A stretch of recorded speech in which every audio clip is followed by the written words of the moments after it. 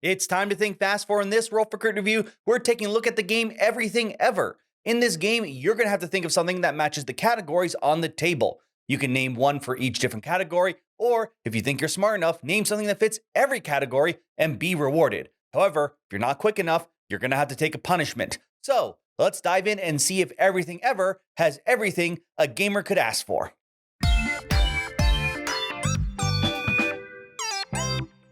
The game in this video was provided to Roll for Crit by its creators or publishers.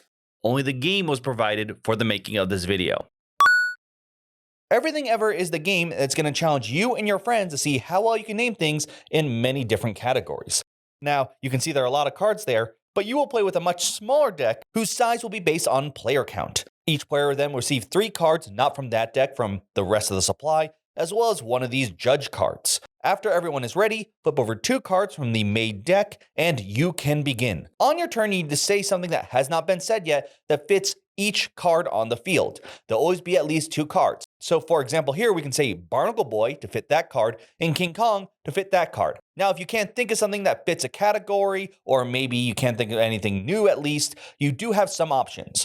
If you have cards left in hand, you have the option to change a category, making it a new one that you do need the name for, but hopefully will give you a bit more breathing room. Now, if you don't have any cards left in hand and you make a mistake, you might have to take a penalty. Now, there are multiple ways for you to get a penalty. Maybe you took too long to say something, or you repeated something that's already been stated. If you do, you're going to take that card and place it in front of you as a penalty. If there are less than 2 cards, you will then add a new card to the lineup and pass the turn to the next player.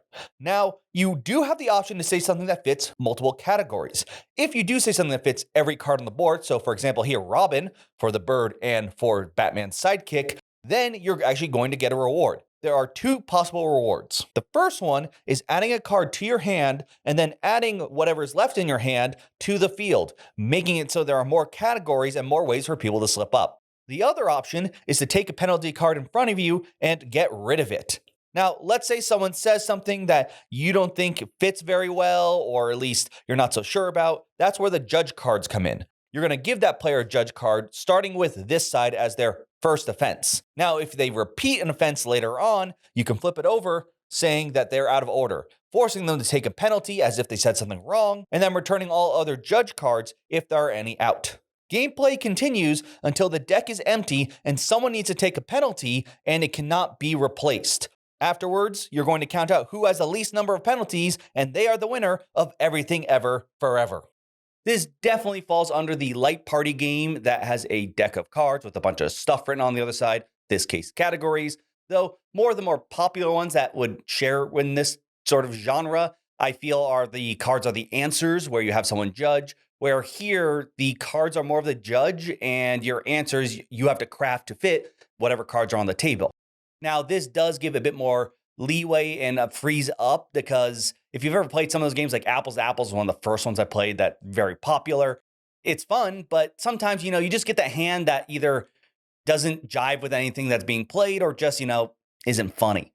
Here, at the very least, as long as you can think of something that fits the categories, you can say it. The only thing stopping you is if someone else has already said it, which just gives that extra bit of challenge so everyone doesn't just keep saying jackal over and over. And I tend to enjoy that more. It allows a bit more creativity, a bit more weirder things that they, wouldn't usually print in some of those card games, especially if you have a weird niche genre. But also when it comes to the matching multiple categories is going to make you feel really excited when you can think of something that hits every category, because you can be really loose with the interpretations, usually depending on your group. For example, I had sidekick. I used Robin for both sidekick and for bird or winged creature, but we also had horns as a category, and we actually used it to represent both horned animals, but also horned instruments. So sometimes if a category matched with something musical, because things can change, then if there was a prominent horn part in it, then someone would say that as it would match the horns as well as maybe that previous category, or just use said horn instrument for that category. And we thought it worked well. It's one of those times where you feel like, yeah, this allows us to try out weird things and it's still fun. And everyone, as long as everyone at the table agrees with it, you're going to have fun there. But with that freedom, I do think this game has the other problem with making things a bit too free. And that was when playing this game, it didn't feel like when you play a game, you sit down, all right, I know I have an opening phase. I know I have a draw. I roll dice. I can only play 2 cards on my turn. Very rigid, obvious rules. Maybe you look something up for a weird interaction on Board Game Geek. Here, a lot of the rules felt like it's like you can do 10 seconds for someone to think of something, or, whatever works for you. Oh, decide as a group with the judge cards, which are fun. Yes, there'd be like, I'm watching you, or you're out of order. But at the same time, everything really felt like it was always like you're never quite sure what the rules are. Like, and because of that, when playing the game, I didn't feel like I was playing a game of being like, all right, I'm 3 points behind. What do I need to do to get ahead to win? Rather than more of that, you're just sort of in the moment. It's like almost like just talking and chatting with a few extra rules and categories getting involved. That isn't a bad thing by itself. But if you're looking for something that is a bit more rigid and people playing against each other, this game I don't think was made for that. This is the kind of game you break out when everyone's just chilling. Maybe there's some snacks around and no one really wants to dive into an escape room or something that is going to involve strategy, backstabbing, or whatever. You're just naming things in categories. And I think it does its job there. And that's perfectly fine. I think the card art is very cute and simple. And I think in terms of giving you enough freedom so you don't feel like you just have a bad hand, or worse in some of the previous games I mentioned where like you don't have the inside joke card and that auto wins, even though you don't understand why does Godzilla win every single, well, Godzilla obviously should win everything, but like why does lettuce always win every single game it gets played in? Here, at the very least, you're going to be rewarded for your own creativity and knowledge for the categories. Just don't go diving into this thinking it as a really rigid, high stakes game. You're not, I think, going to get that kind of feeling from this. Rather, it's the kind of game that you can play while talking. And that's why, like, the 10-second timer, they say, like, do what you want. It probably means you're not going to hit that 20-minute gameplay time. You might play for a bit longer. But it does mean you're probably going to just be sitting around the table having a good time, which then I think the game does well. Like if you're having fun while the game's out on the table, then whether it's taking much longer than you expected or not, then that should be good. Regardless, if you're looking for a quick light game, something that's going to reward you for maybe some clever ideas and quips, while at the same time not being the most taxing and challenging game that is going to make everyone have to focus on the gameplay rather than just sitting and hanging out with the people at the table, then Everything Ever may have everything for you. Crits and misses for Everything Ever. Crits. There are tons of categories. Each of them are usually large enough or vague enough that allow you to stretch what can fit in that category. It's up to you to decide how far you can get away with things, but more often than not, I find it's best to reward creative ways to fit into a category rather than use a very specific definition. The fact that you can either name something for all the categories or each one at a time makes sure that A, you can at least think of something for each category if you can't think of one cool big thing, while at the same time still giving you that big rewarding feeling when you are able to name something for everything. Misses. The game never really felt like it had these rigid rules to feel like a true game. This felt like something you would take out at a gathering, play with some people, maybe not even play a full game or even play longer than the suggested time, just naming things in categories, and then just put it away when maybe dinner's ready or people just are ready to switch on to something else. That doesn't make it bad in and of itself. However, if you are the kind of person who really likes something with rigid rules, strategies, and ways for you to try and climb your way to victory, unfortunately, I don't think you're going to find solid footing in this game.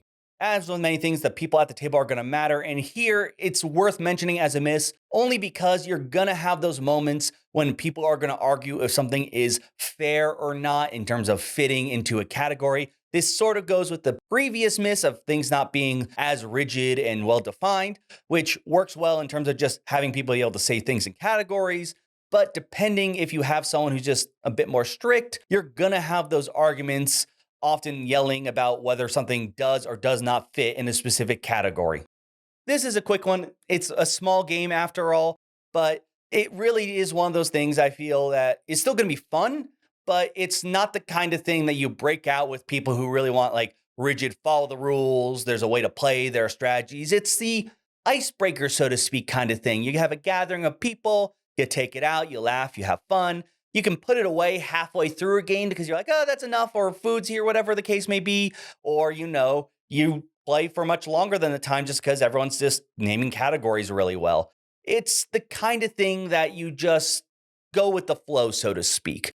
And I was fine because every time I played it, people were having fun. So to me, that's a pretty good time. I myself included in that, by the way.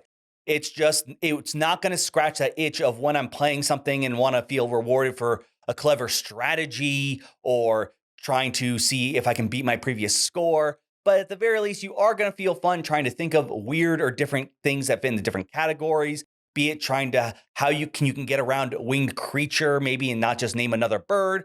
Or, like I said, feel really clever when you can think of that one thing that matches every category until someone else says it.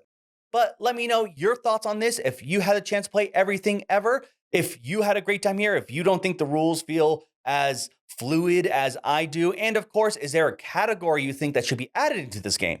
I do know the thought of maybe some promos and some more board game related categories are a possibility for this in the future. Let me know all your thoughts in the comments down below. I'd love to hear from you. But for now, thank you so much for watching. I'm Will, and this has been a Roll for Crit review.